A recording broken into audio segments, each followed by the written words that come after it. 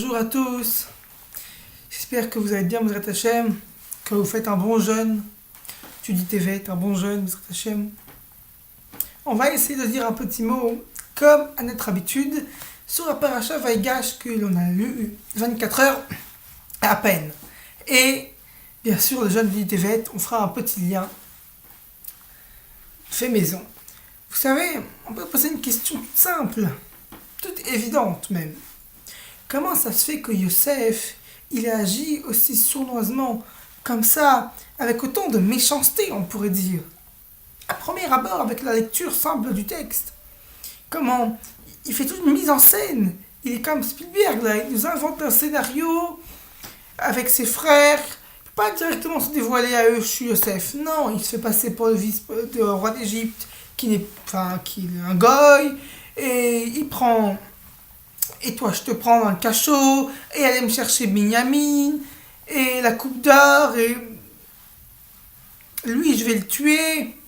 Tout ce mécanisme, autant de haine, autant de souffrance. Mais pourquoi tu fais ça, Youssef? Pourquoi tant de cruauté? Et la deuxième question qu'on va se poser, c'est quand les frères, ils ont dit à Yaakov, leur père, Yosef, il est vivant, il a fait un peu comme ça. Et quand la charrette est arrivée, il était content. Pourquoi? Alors pourquoi? Parce que quand il a vu que la charrette, que Yosef lui a envoyé une charrette à son père Yaakov pour lui prouver qu'il était en vie, là Yaakov il était content. Parce que le tout dernier traité qu'ils ont étudié ensemble de Torah, Yaakov et Yosef, c'était sur les charrettes, le sujet des charrettes, de manière générale.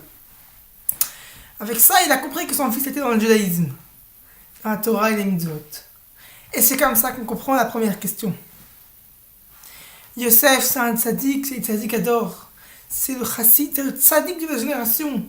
Et qu'est-ce qu'il voulait faire dans sa miséricorde et bonté infinie? Il voulait faire une tchouva beshlemut. Alors frère, il voulait qu'il soit totalement pardonné par Hachem de la faute.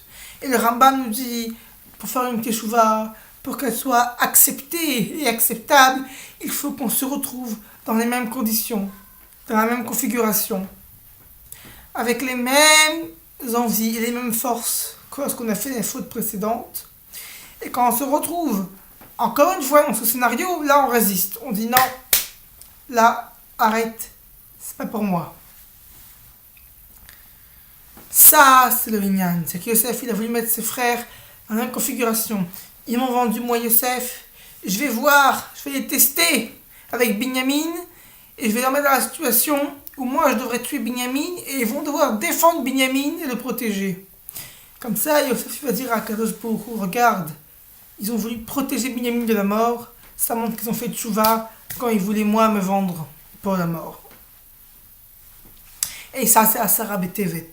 Parce qu'à Sarah Betevet, il y a une très belle sikha que je vais raccourcir en une minute du Rabbi de Lubavitch, très, très profonde, qui dit que Nebuchadnezzar, il a encerclé Jérusalem. Et j'ai plus le terme en hébreu en tête, désolé, mais le terme, il veut aussi dire, il a élevé. Je sais pas le mot, mais j'invite à le mettre en commentaire, ceux qui s'en souviennent. Il a encerclé Jérusalem, et ça aussi, il a élevé. Alors, comment c'est possible? Il a encerclé, il a élevé, c'est basé. La réponse du Rabbi de Lubavitch, c'est de dire oui, parce que Kadosh Baruch Hu, il a vu qu'il y avait la haine gratuite, il y avait des mauvaises pensées, des choses négatives. Il dit, si je les mets encerclés, ils vont être tous les uns contre les autres. Et donc il va y avoir une amour gratuite forcément qui va se créer. Un peu de compassion pour l'autre. Et donc ça va faire que Nebuchadnezzar, il ne va pas continuer son projet maléfique. Malheureusement, advienne que pourra, mais ça ne s'est pas produit.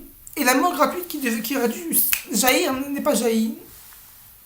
Et donc, Dieu a dit, bon ben on continue. Et donc, la suite des événements s'est produite, soit que dit Tevet, c'est un jeûne qui est court, relativement court, mais c'est la cause principale de nos ennuis, c'est la toute première destruction, c'est la toute première horreur.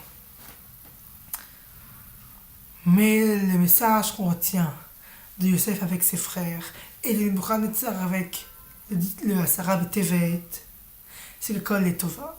C'est que Yosef, on croit que c'est pour le mal, c'est comme ça, vous voyez pas l'écran, c'est embrouillé. Mais non, il a fait ça exprès pour faire tchouva à ses frères par bonté. Et à Kadosh Baruch, pourquoi il a mis Nebuchadnezzar? Pas pour faire détruire le temple, quoi que ce soit, ou faire des Jérusalem encerclées. Non, c'était pour qu'on ait la joie gratuite entre les uns et les autres, l'amour gratuit pour que ça déclenche. Et là, on voit que Akol et Tova, mais vraiment Akol et Tova, parce que Tacham, ce petit mot qu'on a dit vous éclaire, et que ce soit pour les Nishmat, Moreno, Rav, Rav Nathan, Stanzas, mais Breslev, l'élève de Rabbi Nachman. Je vous souhaite à tous bon week-end. Shavuot Tov.